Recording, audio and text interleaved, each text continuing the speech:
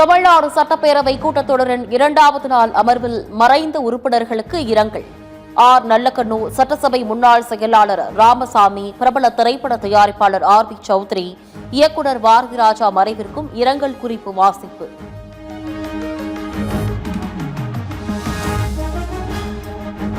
மேகதாது அணைக்கு எதிராக முதலமைச்சர் விஜய் கொண்டு வந்த தனி தீர்மானம் ஒருமனதாக நிறைவேறியது. எதிர்க்கட்சித் தலைவரின் திருத்தத்தை ஏற்றுக்கொள்வதாக முதலமைச்சர் விஜய் அறிவிப்பு. அரசின்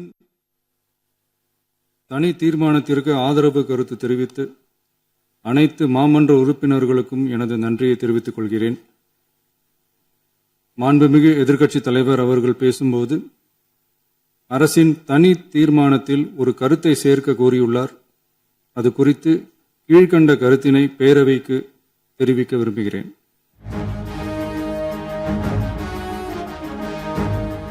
மேகதாதுவில் அணை கட்டக்கூடாது என்பதுதான் திமுகவின் நிலைப்பாடு.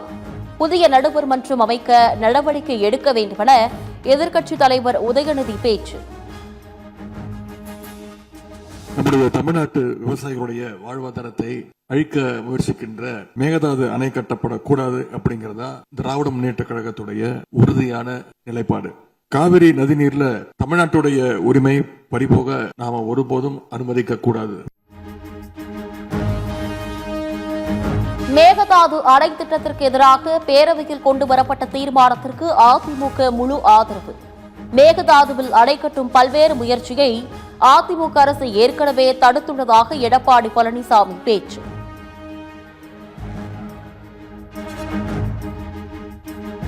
இருபத்தெட்டு மாவட்டங்கள் காவிரி நீரையே நம்பியுள்ளன.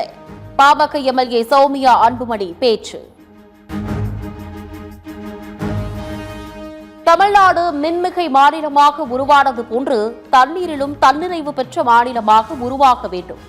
காவிரியின் அணை கட்டக்கூடாது என்பதில் எந்த மாற்று கருத்தும் இல்லை என தேமுதிக உறுப்பினர் பிரேமலதா பேச்சு.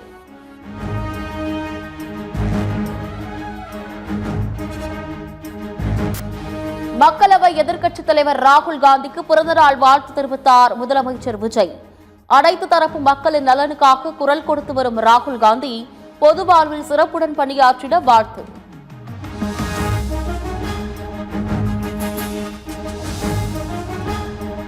எதிர்க்கட்சித் தலைவர் ராகுல் காந்திக்கு திமுக தலைவர் ஸ்டாலின் பிறந்தநாள் வாழ்த்து.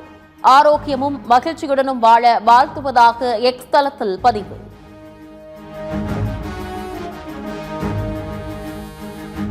மானாமதுரை இளைஞர் ஆகாஷ் மரண வழக்கில் காவல்துறையினருக்கு எதிராக குற்றப்பத்திரிகை தாக்கல்.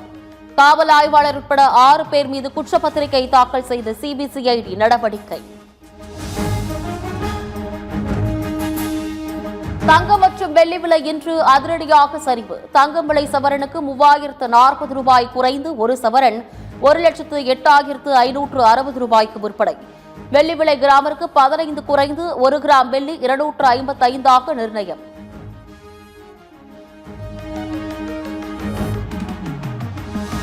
கொடநாடு கொள்ளை வழக்கில் உதகை மாவட்ட நீதிமன்றத்தில் சதீஷன், வாளையார், மனோஜ், சந்தோஷ் சாமி, தீபு உள்ளிட்டோர் ஆஜர்.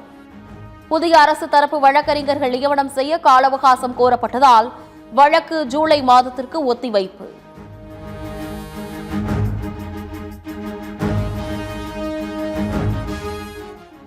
நெல்லை மாவட்டம் கல்லடைக்குறிச்சி அருகே ரசாயன வாயு மூலம் பழுக்க வைக்கப்பட்ட 1.5 டன் மாம்பழங்கள் அழிப்பு. செயற்கையாக பழுக்க வைக்கப்படும் வியாபாரிகள் மீது உணவு பாதுகாப்புத்துறை அதிகாரிகள் வழக்கு பதிவு செய்து நடவடிக்கை.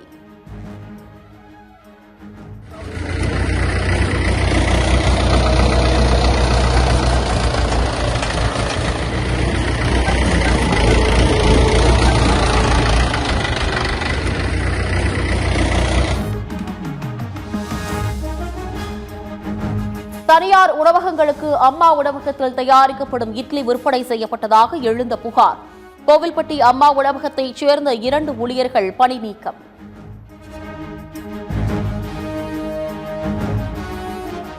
திருப்பூரில் கட்டுப்பாட்டை இழந்த தனியார் பேருந்து கவிழ்ந்து விபத்து. மாணவ மாணவிகள் உட்பட 30க்கும் மேற்பட்டோர் காயம்.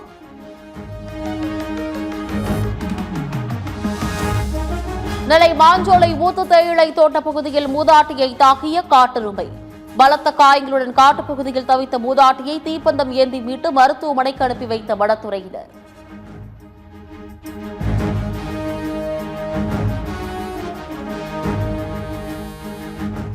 காஞ்சிபுரம் மாவட்டம் படப்பை அருகே குடியிருப்பு பகுதியில் சட்டவிரோத பாருடன் இயங்கும் டாஸ்மாக் கடையால் மக்கள் அவதி. பலமுறை மனு கொடுத்தும் நடவடிக்கை எடுக்காததால் மிகப்பெரிய போராட்டத்தை கையில் எடுக்கப் போவதாக எச்சரிக்கை.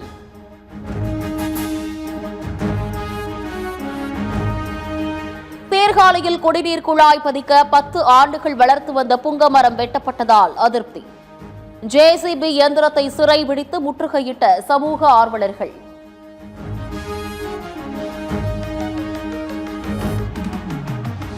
நாடு முழுவதும் 5 வயதுக்குட்பட்ட குழந்தைகளுக்கு வரும் 28ஆம் தேதி போலியோ சொட்டு மருந்து முகாம். சென்னையில் 1641 முகாம்களில் போலியோ சொட்டு மருந்து வழங்க ஏற்பாடு. லெபனான் விவகாரத்தில் இஸ்ரேல் எல்லை மீறக்கூடாது என அமெரிக்க துணை அதிபர் JD வான்ஸ் எச்சரிக்கை. பாதுகாப்பாக எல்லையோரம் கொலை செய்வது மட்டுமே தீர்வாகாது. நிதர்சனத்தை இஸ்ரேல் புரிந்து கொள்ள வேண்டும் என அறிவுறுத்தல்.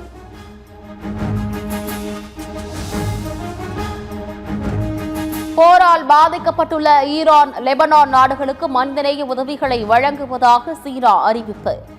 மக்களின் மறுவாழ்வு மற்றும் மறுகட்டமைப்பு பணிகளுக்கு விரைவில் பொருட்கள் அனுப்பி வைக்கப்படும் என தகவல்.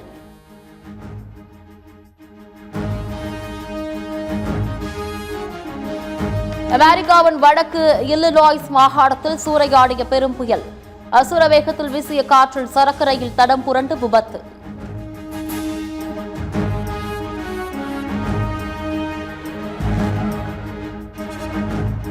ஆப்கானிஸ்தான் அணிக்கு எதிரான 3வது ஒருநாள் கிரிக்கெட் போட்டியில் கூடுதல் வீரராக ஹர்ஷித் ராணா சேர்ப்பு.